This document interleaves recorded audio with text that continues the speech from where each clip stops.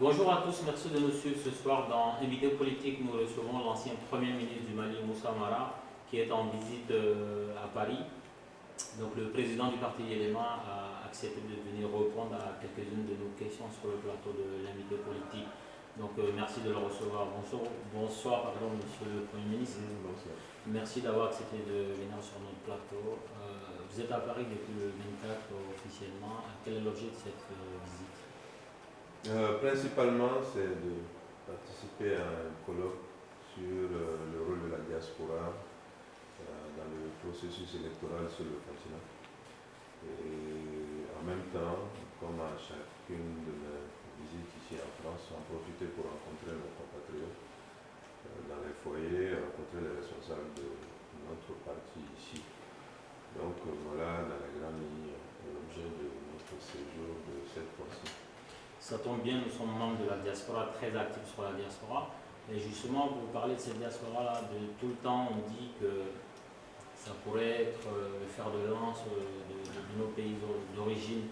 Et on sait aujourd'hui que l'une des caractéristiques de la diaspora, enfin de toutes les diasporas, c'est sa capacité d'épargne. C'est vrai qu'elle est très riche, si elle n'est pas forcément aisée individuellement. Sur un plan global, cette diaspora-là est très riche. Pourquoi depuis tout le temps les pays africains tels que le Mali, nous sommes originaires du Mali, ne s'endettent pas des taux humains, des taux dignes par rapport, utiliser l'épargne de la diaspora comme source de financement au lieu d'aller se financer auprès du FMI, de la Banque mondiale et ensuite se faire dicter, si j'ose dire, la politique à son direction.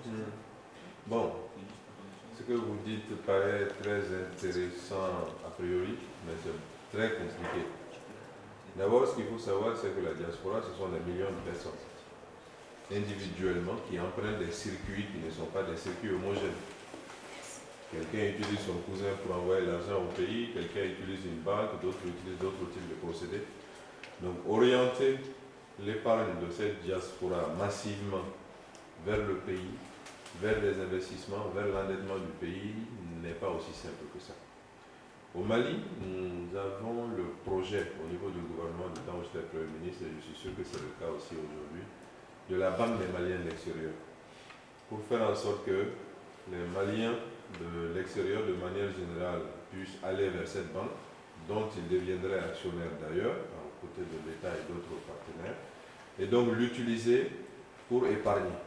Là, en ce moment, cette banque servirait un peu d'entonnoir et essayer d'orienter les ressources des Maliens de l'extérieur vers des investissements, que ce soit des investissements de l'État ou des investissements de particuliers. Donc ça, c'est le côté un peu épargne-financement. Après, il y a l'endettement de l'État. Contrairement à ce qu'on dit, si l'État devrait utiliser l'épargne de la diaspora malienne aujourd'hui pour s'endetter, le coût de cet endettement serait nettement plus élevé que celui de la Banque mondiale. Ce n'est pas prouvé parce que vous ne l'avez pas fait.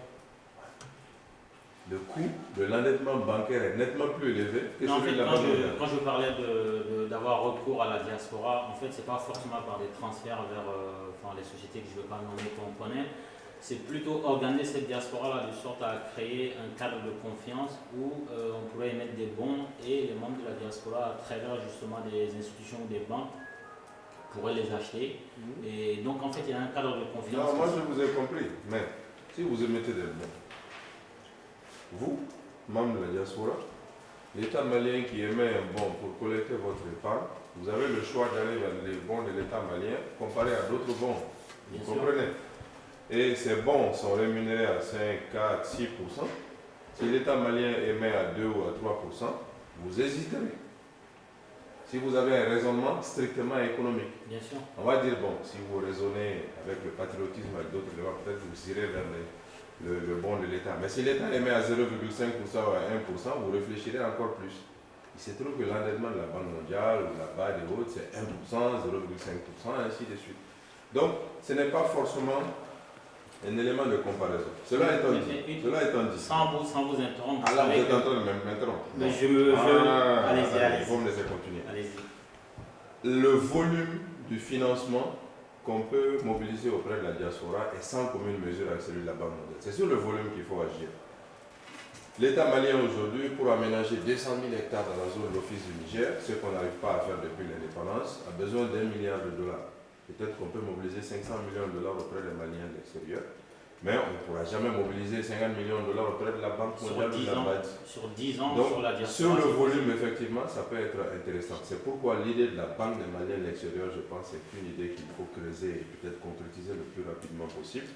Mais il faut aussi voir au niveau des Maliens de l'extérieur la possibilité qu'eux-mêmes puissent prendre des initiatives, certains d'entre eux, ceux qui sont les plus riches, pour essayer de mettre en place des structures afin de drainer l'épargne de la diaspora vers nos pays.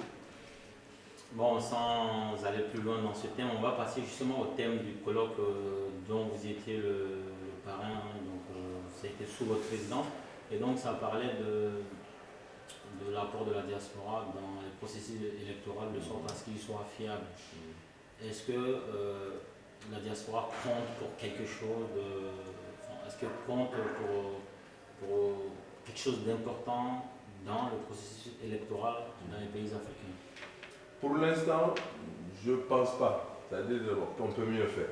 On peut mieux faire au niveau de nos États parce que si vous suivez, beaucoup de nos États n'associent pas la diaspora simplement en tant qu'électeur. Il y a eu tout le débat dernièrement au Burkina sur le vote des Burkinabés de l'extérieur. Il a été décidé de ne pas les laisser voter pour les présidentielles. Alors que pour le Mali, pour la Côte d'Ivoire, pour d'autres pays, la diaspora vote. Donc, la diaspora associée au processus, on pourrait faire nettement mieux. Maintenant, associée au processus, il y a plusieurs étapes au processus. Il y a être électeur, il y a être éligible, mais il y a aussi agir sur les élections en tant que grand électeur, prescripteur, ainsi de suite, et souvent même bailleur de fonds, soutien financier. Donc je pense qu'à toutes ces étapes, la diaspora peut jouer un rôle, et à toutes ces étapes, à mon avis, ce qui est le cas actuellement n'est pas suffisant. Mais ce n'est pas seulement dû aux États, c'est aussi dû à la diaspora. C'est que moi j'ai eu à dire ici ou là. Il faut que nous ayons de nos pays des diasporas un peu mieux organisées, qui s'orientent davantage vers l'intérêt de leur collectivité locale et de leur pays, et qui essaient d'agir sur les élections pour que des personnes soient élues, des personnes qui soient à la hauteur des tâches qui incombent à ces dirigeants de collectivités locales ou d'État. Parce que les élections aussi, il y a l'élection en collectivité locale, être maire, être député, et il y a l'élection au niveau national, être président de la République. On pourrait mieux faire, il y a des efforts à faire au niveau des États, sans doute, mais il y a aussi des efforts à faire au niveau de nos compatriotes de l'extérieur. Justement, les diasporas sont un peu à l'image aussi des pays d'origine. Aujourd'hui, on ne va pas le cacher, il y a une crise de confiance entre les élus, entre les responsables politiques et les administrés. C'est vrai qu'aujourd'hui, on a tout simplement dans la plupart des pays du Sud des gens qui vivent de la politique. Ils ne vivent pas pour la politique, ils ne servent pas la politique.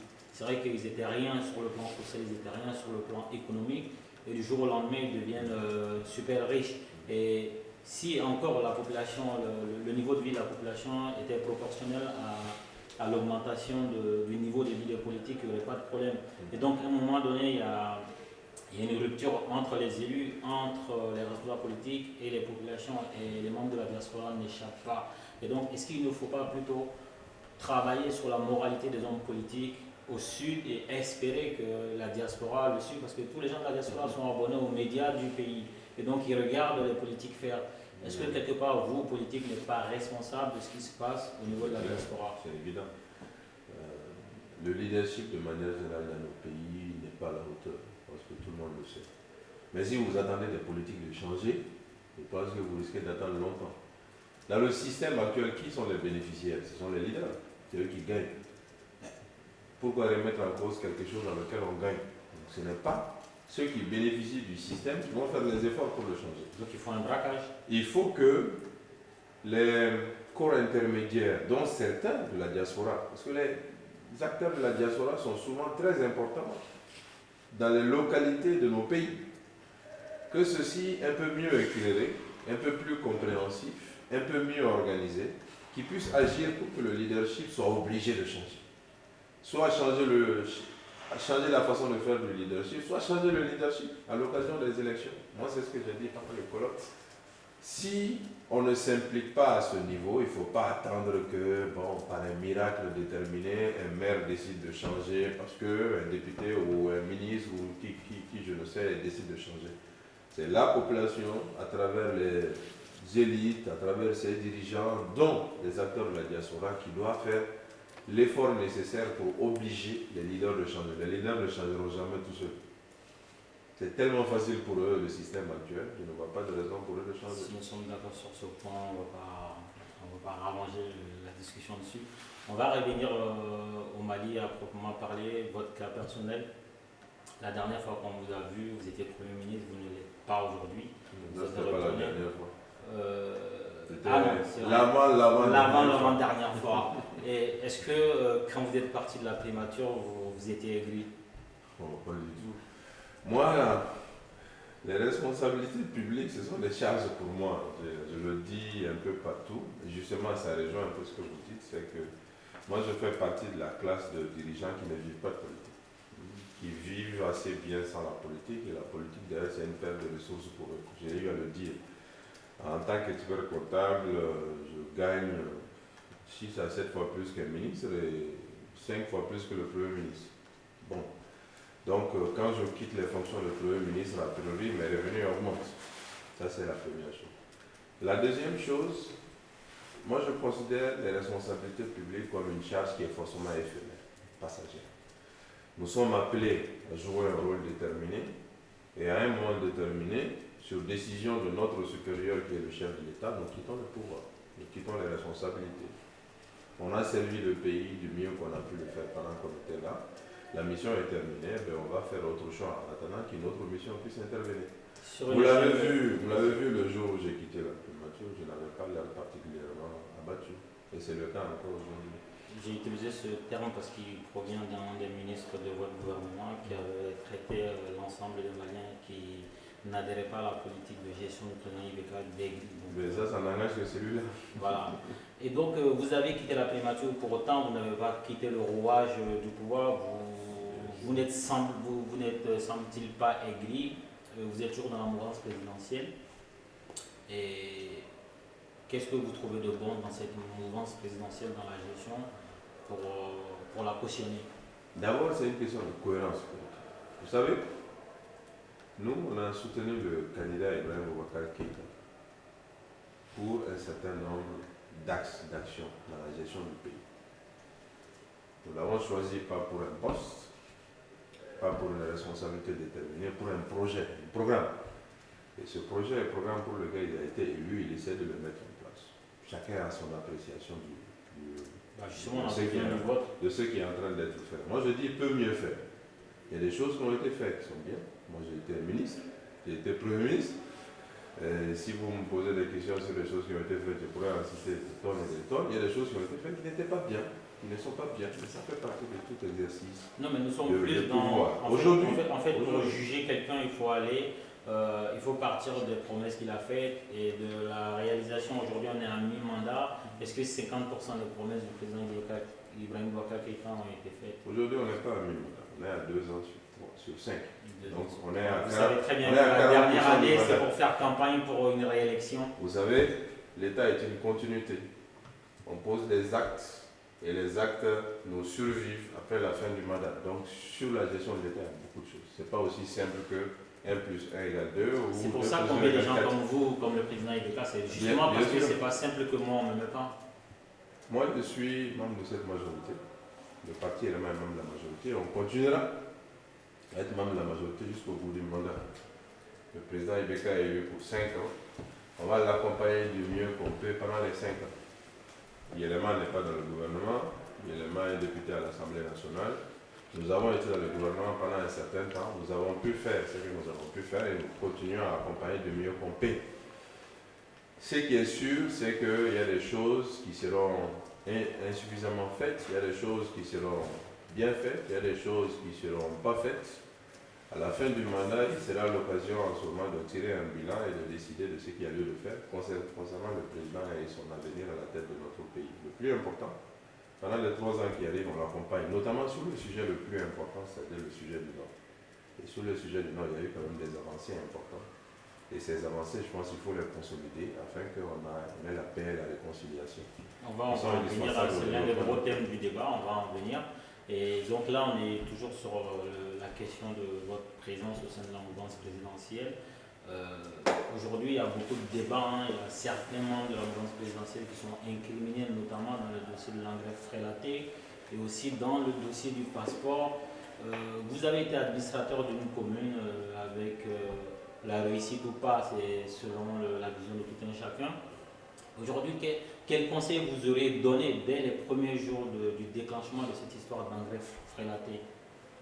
Ce qu'il faut savoir, c'est que sur ce dossier, la justice a été saisie, comme sur beaucoup d'autres dossiers.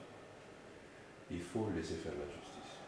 Actuellement, il y a un processus qui est en cours, c'est-à-dire analyser les engrais qui ont été déjà distribués, identifier les engrais qui ne seraient pas appropriés et les retirer. Quelqu'un m'a dit encore ce matin dans une rencontre à Saint-Denis qu'il y a des engrais qui sont en train d'être récupérés de Kita, d'ici ou là, pour qu'ils soient remplacés. Donc il y a souvent pas mal de choses qui sont dites qui ne sont pas forcément conformes à la réalité. Mais en tout état de cause, il faut quand même le reconnaître. S'il y a eu des manquements, on n'est plus aussi. Non, il y a eu des manquements. C'est vrai que dans notre pays, il y a de l'engrais frélaté. S'il y a eu des manquements, qu'il y ait des sanctions. Et que ces sanctions soient les plus sévères possibles. Parce que les engrais sont différents d'un véhicule. Les engrais, ça touche à ce qui est le plus important pour le pays, c'est-à-dire l'agriculture. Si jamais nous polluons nos terres, comme cela semble être le cas, moi je n'ai pas de preuves, j'ai entendu, si jamais nous empêchons nos agriculteurs de produire, comme cela semble être le cas, ça va être une réaction en chaîne négative. On va appauvrir nos sols, on va appauvrir nos agriculteurs, on va appauvrir le pays. Il y a des gens peut-être qui vont perdre la vie, donc il faut que les sanctions soient les plus sévères possibles.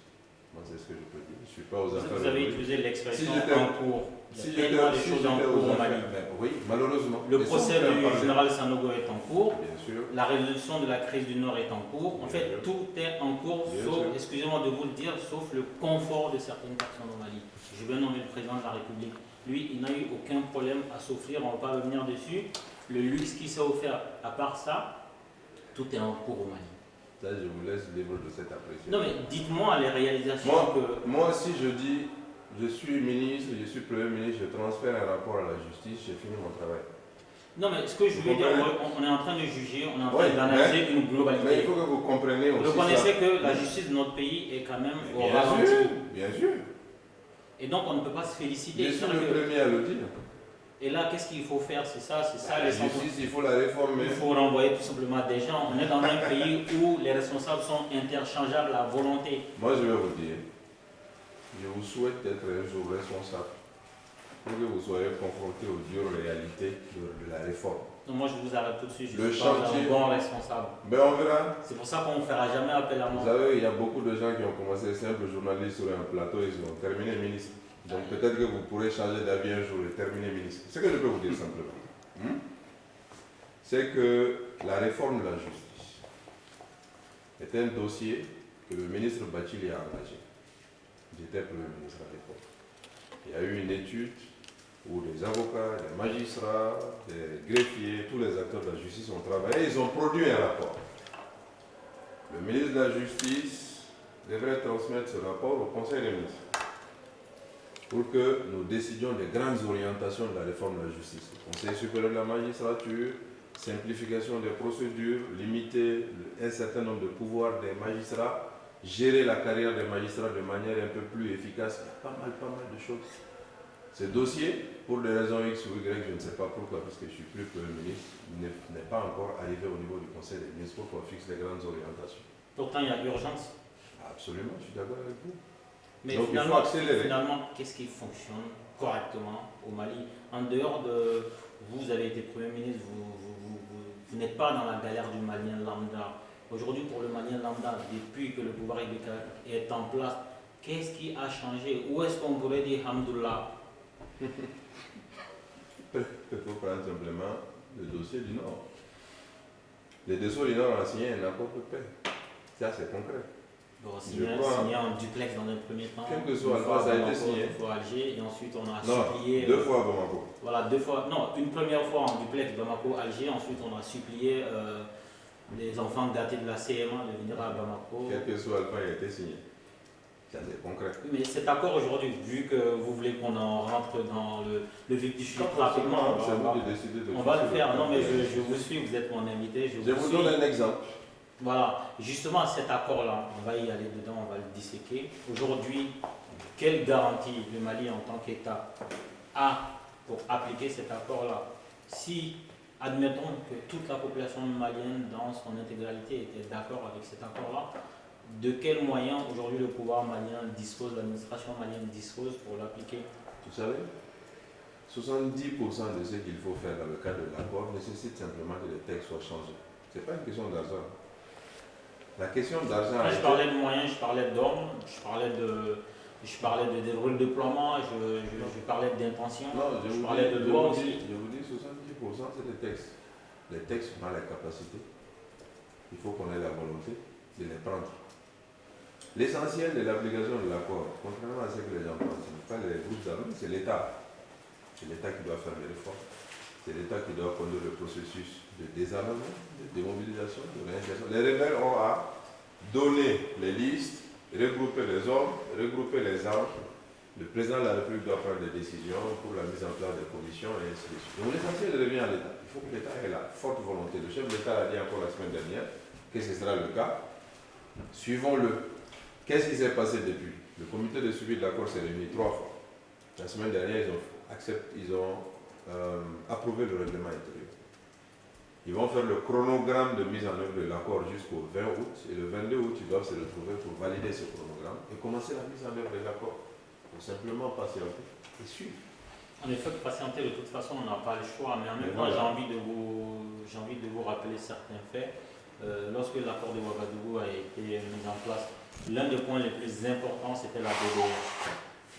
Aujourd'hui, non seulement on n'a pas pu désarmer, on n'a pas démobilisé, on n'a pas réintégré, et en fait, tant qu'on n'arrive pas à faire ça, c'est-à-dire que tant que la partie CMA, les groupes que vous appelez respectueusement rebelles, que nous autres appelons les terroristes, parce qu'ils ont quand même rappelé égorgé de sang-froid des officiers maliens, dans tout autre pays, ce serait un acte de terrorisme. Ils ont failli intenter à la vie du Premier ministre que vous étiez à l'époque. Et donc, si ce ne sont pas des terroristes pour vous, les politiques maliens, eu égard à beaucoup de considérations, nous les appelons terroristes sans tergiverser. Et donc, ces gens ont encore des armes. À quel moment vous allez les désarmer et ensuite aller vers la phase civile de l'application? Mais vous n'avez pas suivi ce que j'ai dit tout à l'heure. D'abord, pour vous corriger, les accords de Ouagadougou n'ont jamais prévu de DDR. Les accords de Ouagadougou ont prévu que l'élection ait lieu et que 60 jours après l'élection, le chef de l'État élu engage des pourparlers avec les groupes armés pour aboutir à ce à quoi on a abouti 8 mois après. On a pris du temps, le processus a été long, mais il fallait passer par des discussions approfondies pour que, pour une fois, après avoir signé un accord, on ne revienne pas en arrière. J'ai bon espoir que si cet accord est appliqué, on ne reviendra pas en arrière. Je l'espère. Je viens de dire tout à l'heure que le chronogramme d'application de l'accord sera approuvé le 22 août, en tout cas soumis à discussion du comité de suivi le 22 août. Si le comité de suivi l'approuve, c'est le chronogramme qui précisera semaine après semaine, mois après mois, pendant plusieurs années, la mise en œuvre de l'accord de paix. Vous aurez la démobilisation, le désarmement, la réinsertion, la réintégration, vous aurez les programmes de développement, le retour des réfugiés, les réformes institutionnelles, tout ce que l'accord prévoit. Donc soyez simplement patients. Ça, c'est un grand rêve que les gens ont certainement nourri chaque fois qu'il y a eu des accords au Mali. Après, l'histoire nous dira, mais il y a certaines choses qui font qu'on est quand même pessimiste. On manque un peu de confiance à ces gens qui sont en face de vous, qui n'ont jamais respecté des deals. Il n'y a aucun deal qui a été respecté. Au moment où vous signez les accords, il y avait des morts dans les provinces maliennes. Aujourd'hui, le terrorisme est redéployé dans tout le Mali. C'est vrai que quand on regarde cet accord-là, on analyse les comportements sur le terrain, il semblerait que cet accord-là est une espèce de droit à tuer, comme on donne des droits à polluer aux entreprises. En fait, l'accord empêche l'armée malienne, quelque part, d'attaquer les positions des groupes que vous appelez groupes rebelles. Aujourd'hui, Qu'est-ce que cet accord prévoit? Moi, je vous demande de lire l'accord de manière un peu plus attentive que ce que vous faites. Moi, je les lis sous plusieurs Cet accord dit clairement que le Mali a une seule armée. Le Mali n'aura jamais deux armées. Et que cette seule armée va occuper l'ensemble du territoire national et la sécurité, y compris toutes les régions du Nord, y compris Tambéni, et ainsi de suite. Mais seulement, cela se fait dans un temps déterminé, selon un chronogramme et un accord avec les groupes armés, que vous les appeliez terroristes, rebelles ou autres, ne change pas. Ce sont les parties signataires de l'accord. Il n'empêche que il faut conduire le processus avec eux. Et pour la petite histoire, cet accord dit clairement qu'il n'y aura pas d'impunité. Il est prévu des commissions d'enquête internationale, il y a des processus nationaux. La justice nationale est en train d'enquêter sur plus de 300 et quelques plaintes. Et aucun de ces processus n'est abandonné à l'heure qu'il est. Même la levée du mandat d'arrêt n'est pas un abandon de poursuite. Je crois que vous devez le savoir juridiquement. Donc, il n'y a pas d'impunité. Quelqu'un qui est même intégré dans l'armée ou mis dans un poste de responsabilité déterminé, si demain, après-demain, on se rend compte que cette personne est poursuivable par rapport à un acte, la personne sera poursuivie. Soyez simplement patient. Je pense que la diplomatie malienne joue sur les mots, joue sur l'émotion. On ne peut pas, lever des mandats internationaux et dire après que oui, mais c'est pas ce que vous croyez, la justice enquête toujours. Mais le mandat d'arrêt, c'est quoi? Le mandat d'arrêt, c'est il y a cette personne que je suis en train de chercher. Toute personne qui est en processus d'accord avec notre pays, qui verrait cette personne quelque part, doit l'arrêter et me l'envoyer. Justement, vous êtes en séjour dans un pays qui abrite des gens sur lesquels il y avait des mandats d'arrêt internationaux, qui ont eu domicile ici, qui n'ont jamais été inquiétés, donc qui se promenaient librement un peu partout. Donc ça m'amène à vous poser la question, est-ce que sur le plan diplomatique, le Mali n'est pas finalement isolé? C'est vrai que moi je ne vois pas aujourd'hui, j'ai fait des articles dessus, moi je ne vois pas aujourd'hui le poids de la diplomatie malienne, je ne vois nulle part un quelconque respect de la communauté internationale, de n'importe quel autre pays, même de la Guinée, même du Sénégal, envers la diplomatie malienne. Ça c'est un autre débat. Je pense que... Non, parce que vous m'avez dit que le mandat d'arrêt, c'est... Mais je l'ai expliqué pour mieux expliquer sa levée. On était en train de discuter on a levé le mandat d'arrêt parce que ces personnes-là sont considérées comme étant des représentants de parties signataires de l'accord. Et l'accord devant être signé à Bamako, ces personnes ne doivent pas être arrêtées par l'État malien, alors que l'État malien va signer un accord avec eux. Donc si vous étiez représentant de l'État malien, vous allez lever ces accords. Pas forcément, en même temps. En ce moment, vous n'allez pas vous entrer dans un processus de négociation. Personnellement, je ne serai jamais représentant du Mali. Et peut-être que l'État malien allait disparaître sous votre responsabilité. Je n'ai pas les qualités. D'ailleurs, cette expression a été vendue par la France, nous on ne la partage pas. Aucun pays du monde n'a disparu. Il faut que vous sachiez une chose. Oui, aujourd'hui l'État somalien n'existe pas. L'État somalien n'existe pas. La Somalie existe comme pays, mais l'État somalien n'existe pas. Non, mais ce que je veux dire, c'est que aujourd'hui, l'État libyen n'existe pas. La Libye existe, mais l'État libyen n'existe pas. Donc, faites excessivement attention. Nous nous sommes engagés dans un processus de paix. Disparaître, c'est jamais. Disparaître, ça veut dire ils sont là, ils ne sont plus là. Nous sommes engagés dans un processus de paix. Le processus de paix est une décision de l'État malien et de l'ensemble des Maliens. Tous les Maliens aujourd'hui vous disent nous préférons dialoguer, nous préférons la paix. Tous les Maliens. Bon. En tout cas, l'essentiel des Maliens. En même temps, vous êtes les représentants des Maliens. Non, en tout cas, l'essentiel des Maliens. Parce que justement, la guerre n'a jamais résolu un problème. Et ça, vous le savez mieux que beaucoup de gens. Donc, la paix sous-entend de faire des efforts. Mais on ne peut pas tout d'accepter des compromis. Tout faire dans la paix. D'accepter des compromis, de faire des efforts. On pourra toujours discuter sur on aurait pu mettre cette virgule ici, on aurait pu mettre ce point virgule ici. Pour moi, c'est pas. On a sien là. Cet accord est soutenu par une bonne partie des Maliens. Allez là pas encore demander. Donc, il faut qu'on le mette en œuvre. Cet accord nécessite qu'on fasse des efforts. Cet accord nécessite qu'on accepte des points qui sont sensibles. Nous sommes tous d'accord. Moi, j'ai fait des articles dessus. Un tel aspect est sensible. Il faut qu'on gère mieux parce que ça peut être dangereux. Mais on n'entre pas dans un processus de dialogue pour dire que c'est ce que je veux qui va passer. Acceptons cela, avançons. On verra demain ce qui va se passer. Ce que cet accord contient comme réforme de décentralisation, réforme institutionnelle et de gouvernance à faire, jamais aucun autre accord n'a prévu cela. Ce que cet accord prévoit comme action de développement, jamais aucun autre accord ne l'a prévu. Mais vous êtes conscient quand même. C'est en allant dans ce sens. Vous êtes conscient quand même en tant que membre de la mouvance présidentielle, en tant qu'ancien Premier ministre, que à travers cet accord-là, la façon dont ça a été organisé, la communication auto, vous lancez un mauvais signal, aussi bien aux Maliens dans leur globalité, et à ceux qui seraient tentés dans 10 ans, 15 ans de prendre les armes encore pour se dorer le blason. Parce que derrière toute cette CMA, il y a un business quand même, le business de la guerre et de la réconciliation. Et la réconciliation, ça rapporte beaucoup. Est-ce que quelque part, vous n'avez pas le sentiment que l'État malien qui négociait a donné un mauvais signal à tout le monde à travers cette façon de conduire les négociations? Quand vous négociez avec des groupes armés, vous faites des concessions. Ces concessions peuvent être considérées par d'autres comme étant des signaux. Je suis d'accord avec vous. Mais quand vous signez un accord, vous faites un pari. C'est que les incidences positives de cet accord soient suffisamment importantes pour que l'essentiel des populations s'y retrouve et que demain, un tel ou un tel qui aurait des velléités de se rebeller, qu'il soit combattu par les populations, prétendument au nom de qui ils souhaitent se battre. Ça, c'est un pari. Moi, je suis prêt à le prendre et il n'y a pas d'autre alternative. Moi, je n'ai pas entendu autre chose. On ne signe pas d'accord, c'est la guerre qu'on va faire jusqu'à quand? Mais peut-être qu'il faut faire la guerre à un moment donné, savoir jusqu'où on est prêt à y aller. En fait, on a un État avec une armée. L'armée, à un moment donné, elle sert à faire la guerre. Cette Donc, armée, refuser systématiquement de faire cette armée, elle est dans une situation que tout le monde connaît. Nous avons adopté une loi de programmation militaire pour la première fois de l'histoire du monde. Cette loi de programmation militaire prévoit plus de 1000 milliards d'investissements dans l'armée. On s'organise cette année, il y a 200 et quelques milliards d'investissements qui doivent être faits. L'année prochaine, la même chose pendant 5 ans.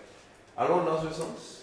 Conduisons le processus de paix et faisons en sorte que l'armée soit restructurée, renforcée, pour que dans 5 ans, nous ayons une armée qui puisse nous sécuriser et nous ayons une armée qui puisse décourager de futures velléités des uns et des autres. Ça aussi, c'est un pari que nous faisons, mais nous préférons aller dans ce sens. Pour clore ce thème sur l'accord, il est écrit à gauche, à droite, hein, on ne va pas forcément commenter la rumeur, mais c'est l'actualité. Dans un pays où on communique peu, la rumeur devient l'information. Il semblerait que la CMA réclame un certain nombre de portefeuilles, dont du ministère régalien. Si je ne vous dirai pas si c'est vrai ou pas, juste si ça devait se faire, quelle est votre position par rapport à ça? On a signé un accord.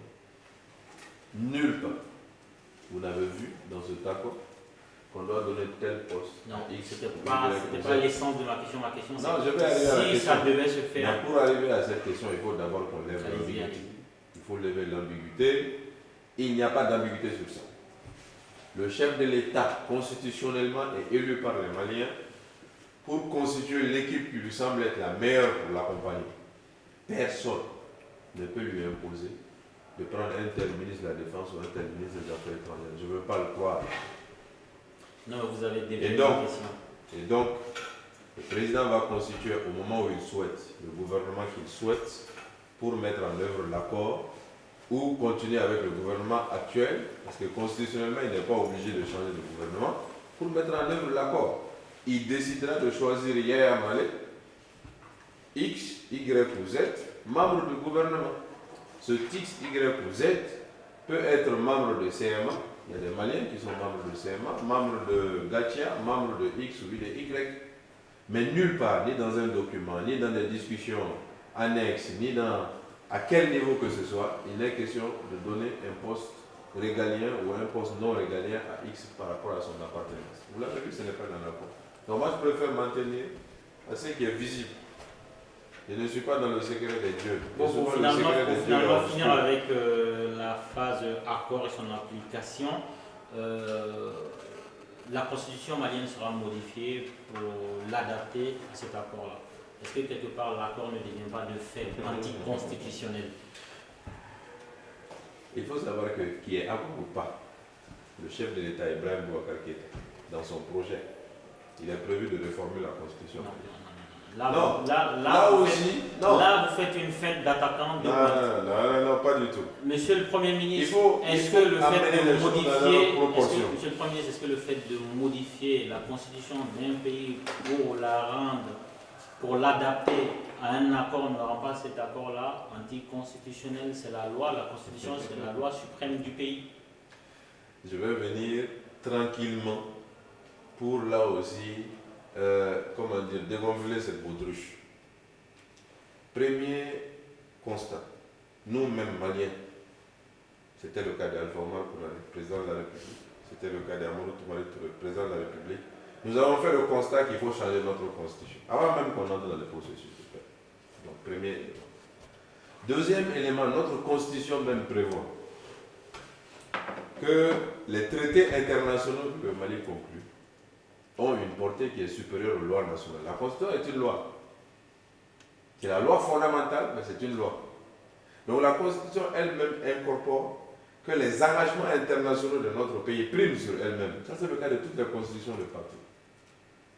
Donc, cet accord de paix, si il s'avère que c'est un traité international. C'est un engagement intermalien, donc le caractère international n'y est pas. Non, si il s'avère que cet accord, c'est ce que j'ai en train de dire tout à l'heure, a un caractère de traité international, validé par l'Assemblée nationale, comportant des dispositions qui seraient contraires à la Constitution, en ce moment, il faudrait revoir la Constitution pour qu'il n'y ait pas d'incohérence entre le traité et la Constitution. Le Mali a signé un traité en 1994, traité de l'UEMOA, qui, par certains aspects, est contradictoire avec notre Constitution. C'est pour cette raison, principalement, que nous avons voulu modifier la Constitution en 2001, sous Alpha Omar Kounari, pour prévoir la création d'une Cour des comptes. Donc, allez tranquillement, doucement, sereinement. Il ne s'agit pas de transformer le Mali en république, je ne sais pas de quelle autre appellation. Il s'agit de faire en sorte que nous ayons une démocratie fonctionnelle et que nous soyons conformes à nos engagements. Et engagements qui sont souscrits dans le sens de l'intérêt de tous les Maliens, y compris de vous-même. Très bien, pour l'intérêt de tous les Maliens, on va utiliser ce mot comme transition pour parler de passeport et du passeport guide qui a lieu au Mali. Il semblerait qu'il y ait une solution, mais à ma connaissance, je connais personne parmi les demandeurs de passeport qui a reçu son passeport cette semaine. Est-ce que votre passeport est encore valable, votre passeport malien? Le mien est valable. Pendant combien de temps? Je ne sais pas, je ne regarde pas. Mais est-ce que vous craignez de faire la queue comme tous ces gens? Mais écoutez, si je dois faire la queue, je ferai la queue. Moi, dans ma vie, j'ai fait la queue plusieurs fois. Ça ne va pas être gênant de faire la queue. Ce que je veux dire, ça ne doit pas être gênant, sauf qu'il y a des milliers de gens qui font la queue. Et parmi ces milliers de gens, ce n'est pas normal. Ce n'est pas normal. Et parmi ces milliers de gens, on ne reconnaît même pas les gens qui vendent de façon positive l'image du Mali. Je vais citer Rokia Traoré, qui s'est fait vilipender par les agents administratifs lorsqu'elle faisait la queue pour son passeport. Ce sont des choses qu'il aurait fallu éviter. Aussi, à ce niveau-là, tout comme le passeport, tout comme l'histoire de l'André Frélaté, est-ce que des têtes ne devraient pas tomber? On peut pas, le Malien a une culture de grands voyageurs. Donc le gouvernement s'est réuni la semaine dernière. Réunion interministérielle sur le passeport. Et il y a eu des mesures qui ont été prises. Le ministre de la Communication, porte-parole du gouvernement, est sorti pour expliquer. Je pense que en étant très avisé, en suivant bien l'actualité, vous avez dû apprendre les mesures qui ont été prises. Il avait son passeport en cours de validité. Maintenant, ils ont dit que ça commence le jeudi dernier. Et qu'à partir du jeudi dernier, ils s'engagent à respecter le délai que tout le monde connaissait, c'est-à-dire 10 jours. Entre la date où on dépose son passeport et la date où on obtient. Ajoutez 10 jours à jeudi dernier, on arrive à le lundi en 8, dans une semaine. Attendez, le lundi en 8, pour voir. Pour l'engrais frelaté, il faut attendre. Pour l'application de l'accord. Ce que je suis en train de vous dire, c'est une réalité. Il y a eu une réunion interministérielle, vrai. Il y a eu un ministre qui est sorti à la télé, vrai. On peut discuter, ils auraient pu le faire plus tôt. Mais ça a été fait la semaine dernière. Au-delà de ça, on est dans un état quand même où il y a le président de la République qui doit sanctionner. Vous suivez l'actualité tous les jours. Bien sûr. Vous n'avez pas besoin de moi, de mon intervention. Non, mais on a besoin de votre analyse. C'est pour ça qu'on vous a c'est l'analyse que je suis en train de vous faire. Moi, je suis un responsable public. Le gouvernement s'est engagé sur un délai. Je vais m'asseoir et attendre est-ce que ce délai a été respecté ou pas. Non, mais au-delà de ce délai, vous avez avant. Je n'avais pas fini de répondre à la question. Je n'avais pas fini de répondre à la question. Je dis déjà, ça c'est ce qui est en cours. Maintenant, qu'est-ce qui explique cette pénurie de passeport? Vous n'avez pas cherché à comprendre. Si, j'ai ma petite idée. Il y a eu un article dessus d'ailleurs. Je vais vous donner des éléments, peut-être pour vous permettre de ne pas écrire n'importe quoi. Il y a eu un changement de prestataire de passeport. Un prestataire précédent canadien est parti. Un prestataire actuel français est arrivé. Entre les deux, le départ et l'arrivée des uns et des autres, il y a eu une période de flottement qui a amené la baisse à un niveau important du niveau de stock du passeport. Il n'y a pas eu de pénurie d'arbres, de pénurie de production de papier, Ben, ni de grève mondiale d'imprimerie. Si vous avez des éléments qui infirment ce que j'ai dit, vous pouvez chercher à le dire. Moi, je vous invite à aller lire mon article. Maintenant, est-ce que les uns et les autres n'auraient pas pu être prévenants ou pas? Oui. Mais ça, c'est la vie dans S'il y a des sanctions à prendre, le chef de l'État est suffisamment responsable pour les prendre, ne pas les prendre. Moi, j'ai pris pas maintenant, dessus. l'analyse que... Aujourd'hui, nous demandons votre avis sur le fait, est-ce que ce ministre-là, ou ces gens qui sont dans ce département chargés de la production de passeports maliens ne devraient pas tout simplement être remplacés par des gens valides? Le Mali n'en manque pas. C'est juste une question de... C'est même pas des imprimeries maliennes qui produisent les passeports. Ça, c'est déjà grave en soi. Le passeport est un document sécurisé. Ça relève du domaine régalien. Mais encore là, nous avons démissionné, préférant le confier aux Canadiens ou aux Français. C'est juste une question d'imprimerie. Il y a des imprimeries au Mali. Sous Moussa Traoré, je me suis renseigné, les passeports étaient fabriqués au Mali. Qu'est-ce qui a pu régresser des années Moussa Traoré aux années Ibeka? Il y a beaucoup de choses qui ont changé. Non, mais je parle du cas précis de la sécurité. La sécurité au niveau international. Les problèmes d'état civil dans notre pays. Les problèmes d'état civil se sont aggravés à un niveau extraordinaire. La biométrie que nous avons commencé avec cette biométrie, j'espère d'ici 2-3 ans, devrait nous permettre de régler définitivement les problèmes de passeport, de carte d'identité et autres. Parce que, qu'est-ce qui allonge le délai? Les 10 jours dont j'ai parlé, admettons que ces 10 jours on les respecte, ce sont les jours de vérification. La plupart de nos concitoyens ont pris l'habitude de traiter l'état civil comme une variable. J'ai besoin de diminuer mon âge, j'utilise des stratagèmes pour diminuer mon âge. On a généralement plusieurs identités. Ça oblige ceux qui doivent délivrer un document sécurisé, comme vous le dites, de faire des vérifications à un niveau que vous ne pouvez même pas soupçonner. Donc ça allonge le délai. Ça aussi, c'est une réalité. Mais quand on aura la biométrie, chacun aura une seule identité. En ce moment, on pourra même produire les passeports ici, au consulat ou ailleurs. Seulement, le RAVEC, c'est l'état civil pour l'instant. On n'est pas arrivé jusqu'à la base du passeport. On est dans cette période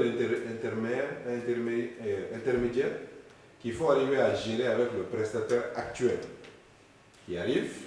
Il faut lui donner le temps nécessaire de s'installer et il faut laisser au gouvernement le temps de respecter son engagement. Pour ce qui concerne les sanctions, un responsable ne sanctionne jamais à chaud. Nous attendons que le processus passe, nous tirons les conclusions et nous sanctionnons.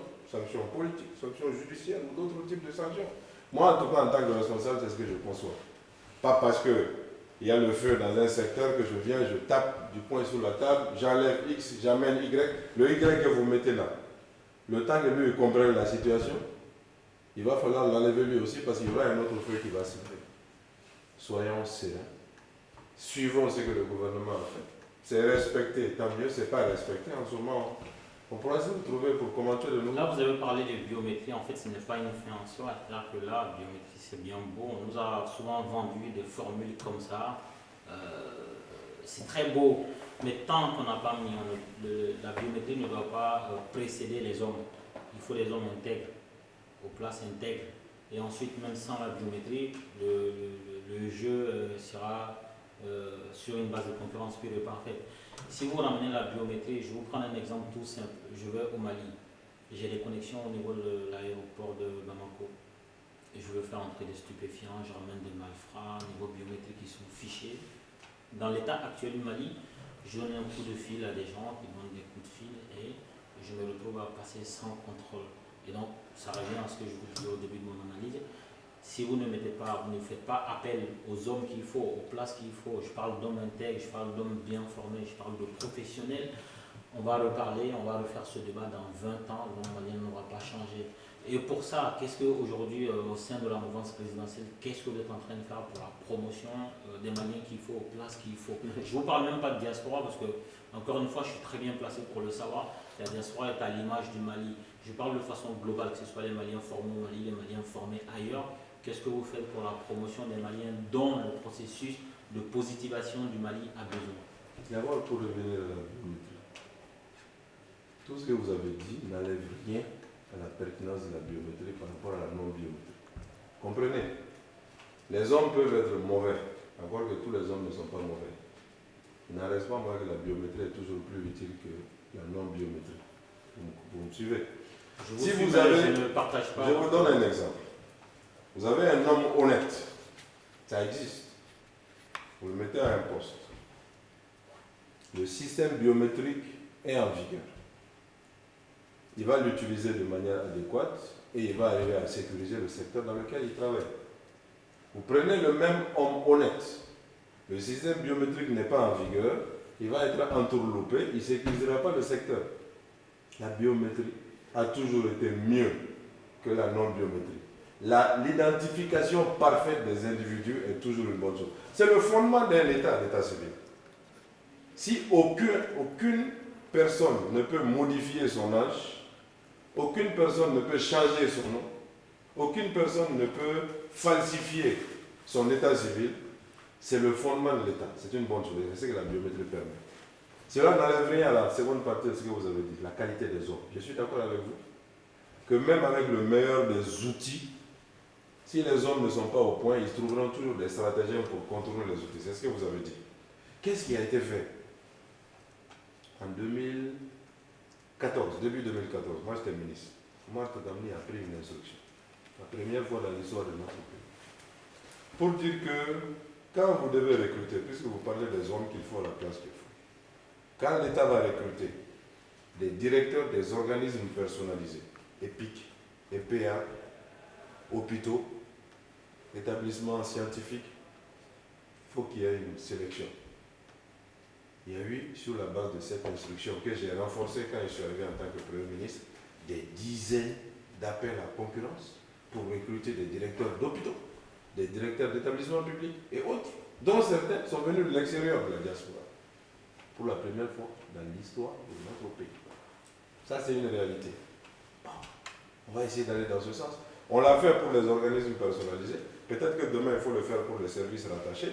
Peut-être qu'après, demain, il faut le faire pour les secrétariats généraux. Pour l'énergie du Mali, où il faut présenter sa carte de RPM. Peut-être demain, il faut le faire. Ça, ce sont des ondes. Il faut peut-être le faire à l'EDM aussi. C'est ça, c'est ce qu'on ont dit. Est-ce qu'il y a des preuves? C'est possible. Après, vous savez, dans les pays comme le Mali, les preuves, c'est très difficile à apporter. Ce qui est quand même une réalité, c'est une instruction appliquée. Des personnes ont été recrutées, ces personnes n'auraient eu aucune chance d'être recrutées, voilà. Maintenant, il peut y avoir des travers, il peut y avoir des dérapages, mais ce qui est aussi est. Admettez-le. On va parler de votre parti, le parti Yéléman. Moi, je vous suis depuis des années et pour l'ensemble de la population, vous êtes la seule personne connue du parti Yéléman. C'est quand on parle parti Yéléman, on parle Moussa Mala, quand on parle Moussa Mala, on pense à parti Yéléman. Est-ce que ce n'est pas un handicap? Est-ce que ça ne condamne pas le parti Yéléman à rester un parti satellite des grands partis tels que le RPM ou peut-être l'URD, du nom, on ne sait pas. Mais Yéléman n'a jamais été satellite de qui que ce soit. Non, mais ce que je veux dire, c'est qu'aujourd'hui, vous êtes dans la mouvance présidentielle avec un député, donc c'est assez infinitésimal. Mais ça ne veut pas dire satellite de qui que ce soit. Bon, on va oublier le terme satellite. Ce que je veux dire, c'est que, est-ce que finalement, le fait d'avoir... Vous savez, Yéléman est un parti qui existe depuis 2010. Moi, j'ai eu la chance d'avoir été élu indépendant, d'avoir été candidat indépendant avant la création de Yéléman. Donc on me connaît un peu mieux que certains leaders de Yéléman qui n'ont pas participé à des élections. Il y a eu des élections législatives en 2013, il y a 2 ans. Yéléman a eu un député. Ce député, c'est une personnalité, c'est un honorable. Député de Baroveli, honorable Sidi Foba. C'est une personnalité du parti. Cette année, je l'espère, le parti va participer à des élections municipales. J'espère que nous aurons des dizaines de maires. Donc vous aurez des personnalités de Yéléman. Mais demain, après-demain, Yéléman va peut-être être au pouvoir, au cœur du pouvoir. Vous aurez des ministres Yéléman. Moi j'étais ministre Yéléman, il n'y avait pas d'autres ministres Yéléman. J'étais premier ministre Yéléman, il n'y avait pas d'autres ministres Yéléman. Mais quand vous aurez en ce moment des ministres Yéléman, vous aurez des personnalités. Non, mais ce que je veux dire, pourquoi par exemple, est-ce que c'est peut-être vous avez peur que quelqu'un vous fasse un coup qui soit plus connu que vous? Aujourd'hui, vous avez les moyens, vous avez été Premier ministre, vous avez les moyens de faire la promotion d'un membre de votre parti de sorte à ce qu'il soit connu nationalement. Quels moyens? Les moyens de communication, de le mettre en avant. Comment ça se fait que, après plusieurs années, après le fait que vous soyez Premier ministre, votre parti est encore à l'État? Est-ce que vous voulez cautionner l'idée du Premier ministre qui met les moyens de l'État à la disposition des cadres de son Non, parti. ce n'est pas de ça que je parle. Bon, j'espère bien que vous Aujourd'hui, ne faites vous pas n'êtes ça. plus Premier ministre, mais vous bougez beaucoup, vous êtes sur le terrain, c'est visible. Pourquoi n'avoir pas rendu visible quelqu'un d'autre du parti vraiment? Est-ce que vous avez peur d'un bicéphalisme au sein de votre parti? Moi, je vais vous expliquer. Quand le parti a été créé en 2010, je me suis battu pour que le mandat à la tête du parti est là. Ça, c'est sans doute une information que je vous donne. Soit un mandat de 3 ans, renouvelable une fois. Et au bout de ces 2 mandats-là, que le président quitte le parti. C'était en 2010 au Palais de la Culture. J'ai été mis en minorité par mes propres camarades pour dire non, on ne va pas faire une fois, on va faire au moins 2 fois. Donc moi je suis à mon second mandat. Il faut bien me suivre. Hein. Le prochain congrès de l'élément, je vais commencer mon dernier mandat. Donc je vais quitter la tête du parti élément, il y a d'autres qui vont venir. Cela étant dit, il y a beaucoup de cadres au niveau du parti que vous ne connaissez peut-être pas, mais qui sont connus au niveau national au Mali. Oui, je vais vous donner juste l'exemple. Qui sont connus par ceux qui sont dans la politique politicienne. Moi, je vous parle non, ça je vous dis, le grand public. Nous avons notre premier vice-président qui est un cadre de l'administration, qui est un responsable local, qui est connu, et dans le microcosme politique et en dehors du microcosme politique. Nous avons le deuxième vice-président, qui est un ancien président de la Jeune Chambre internationale, qui est influent à Mopti, qui est basé à Mopti, qui est connu par la région, qui est connu nationalement dans certains domaines. Nous avons la secrétaire générale du parti, que vous connaissez sans doute, qui est connue et dans le monde politique et en dehors du monde politique au niveau de la jeunesse comme un cadre valable. Yéléma a un principe, c'est que nous n'utilisons pas les moyens de l'État pour faire la promotion de qui que ce soit, et nous comptons sur la valeur intrinsèque de chaque individu. Je ne parlais pas du pour coup se des moyens de projeter. l'État. Bon, c'est ce que j'ai eu l'impression, hein, et j'espère que cette impression Vous n'est savez pas, très bien que n'est pas une réalité. combat cette Vous savez, on ne sait jamais. Hein. Non, on je sait jamais, n'ai pas changé du tout. cher ami, tout est possible hein, dans notre pays. Donc, Yéléma, les gens, leur valeur intrinsèque va les projeter. Et le parti va s'installer sur cette base. On ne fait pas de l'écume. On ne fait pas de la création factice. Les uns et les autres vont s'imposer progressivement. Et on n'est pas pressé. On va aller à notre rythme. Progressivement. Et comme je vous l'ai dit, vous avez un mandat renouvelable 2 fois. Au bout de ces 2 mandats, le président que je suis va être remplacé par un autre président et ainsi de suite. Très bien, donc ceci met fin à notre débat pour cette émission de l'invité politique. Je vous rappelle, nous recevions l'ancien Premier ministre du Mali, président du parti élément, Moussa Mara, qui nous a fait l'honneur de venir répondre à nos questions sur ce plateau-là. Merci Monsieur Mara et merci beaucoup. Je vous souhaite bon retour au Mali. Mais moi aussi, je vous souhaite bonne continuation. Merci beaucoup. Je vais faire le